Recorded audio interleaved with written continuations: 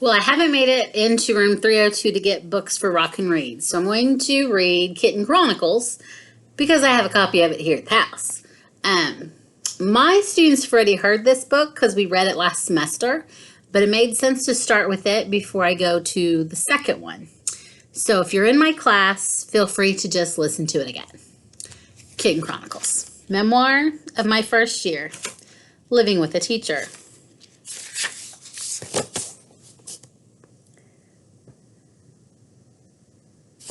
Dedicated to the third graders who have been my biggest fans, thankful for loving me for the feline king I am, Jasper the house cat. And to my 23 classes of third graders who helped me become a storyteller, your laughter and questions have challenged me to hook readers with each story. From the authors. I'm a cat. I'm a house cat. But I have the soul of a wild beast and a reputation to match. My human is an elementary teacher.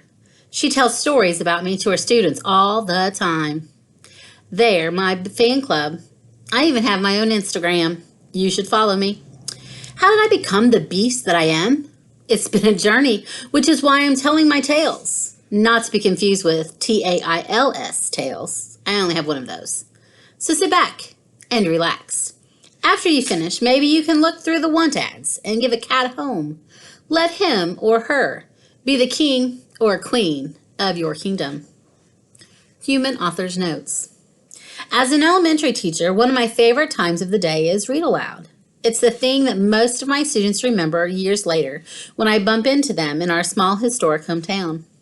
My pet peeve is when a series only has 3 books instead of 4. Why? If my students really get hooked, I enjoy reading one each 9 weeks. So I told myself if I ever go for my one-day dream of becoming an author, I would make a series of 4 books. Furthermore, when I'm reading aloud, I'll use examples of figurative language in the text as teachable moments, so you should be able to find examples of most of those writing techniques within the pages of the chapters. Finally, while modeling the writing process to my kiddos, I've often used my cat and his antics. So when a former student wrote on my Facebook wall, I still remember the plethora of Jasper stories you would share in class. I decided, why not shoot for the stars today?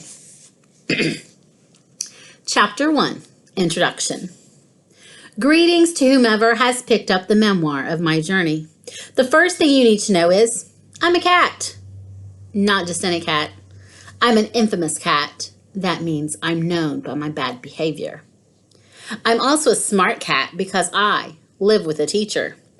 You can learn a lot by listening, and I've been listening to her for an eternity, or a little over a decade, whichever you prefer. So you'll learn a lot from me, whether you want to or not. I decided it was time for you, bibliophile. That means lover of books. Or felinophile. Big fan of cats. To hear about my journey, get ready for a glimpse into the world of a cat. It's pretty interesting with lots of naps thrown in for a good measure. It all started one hot June morning 10 years ago. Well, it was actually 11 if we want this to be fact instead of an estimate. I lived with my mom and my siblings, brothers and sisters. It seems the humans who took care of Mama decided that our litter was a bit too big for their house, so my brother and I went to work with the lady. I was napping nicely on a blanket. My brother was a bit nervous and kept moving and meowing nonstop. I kid you not, the dude wouldn't be quiet. If I hadn't been a tired baby, I would have bit him or fought him, but I don't pick much over my naps. What was he thinking? Didn't he know the worth of a nap? It's a treasure to be savored like a bowl of fresh tuna. The next thing I knew, there was a small group of humans looking at us. My brother continued to prance around. I just laid there, calmly, hoping they'd hush, so I could go back to sleep. Then, this little blonde human with glasses who talked a lot picked up my brother. A lady with fuzzy hair picked me up. She held me close, which I'm not a fan of. I discovered she was cottony soft and the perfect place to go back to sleep. Well, the chatty child said he liked my brother. I like this one. He's cute, the kids said. Well, this one is a sleepy little guy, but I don't care which I take home, Fuzzy Hair said. All I know is that one has been calm since he arrived, but the other hasn't calmed down once, inserted the other lady. Ugh! This one peed on me! I don't like him anymore, the kid exclaimed. The others started laughing. Seems that other lady thought my sleepiness beckoned a calm disposition. Ha! She learned later how wrong she was. So Miss Fuzzy Hair listened to her, and I was loaded in a plastic cage and taken to my new home. Isn't he precious? Chapter 2. Home? As we traveled down the road to the new home, I learned the boy's name was Connor. The lady's name was Jody. She's a teacher. I didn't know what that meant because at that time I had never heard the word. Let's face it, I was only a few weeks old. Since I had been kept outside, I mainly knew feline language. It's a lot different than human language.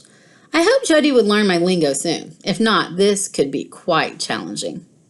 We entered the house. It was pretty big. At least to a small kitten, it felt big. It was like I had just moved into a castle.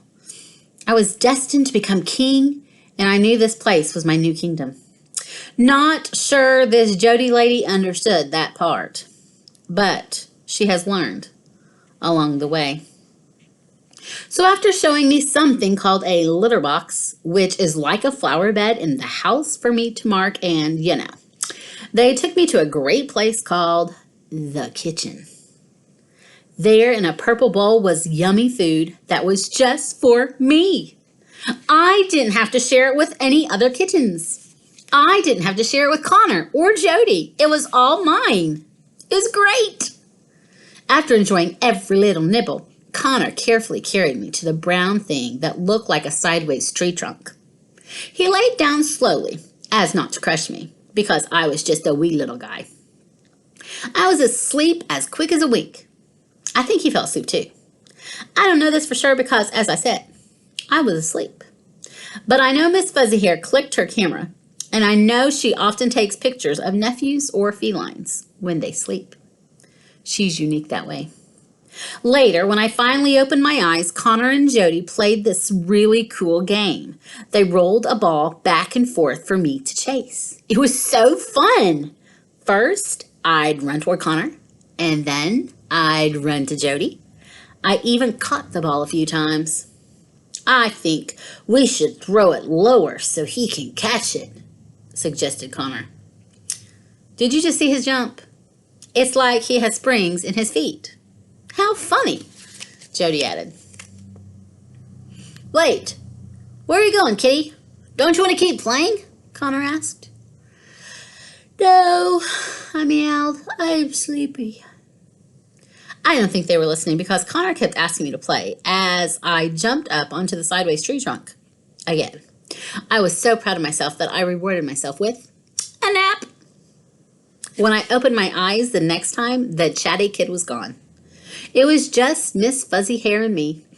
I must admit, that was pretty cool. But sometimes she tried to leave me. How dare she leave me when she just took me away from my brother and mama? So I'd follow her. She went into the same room with my litter box. How dare she? That's mine, and she was not allowed to use it. But she didn't.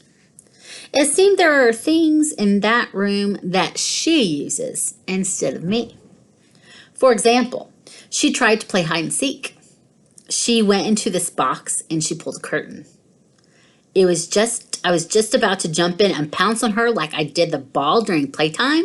Luckily, I stopped my paws just in time. Suddenly, there was a rainstorm. No joke. Right there in the house, in the litter box room, in the box behind the curtain where Jody was hiding. It was pouring.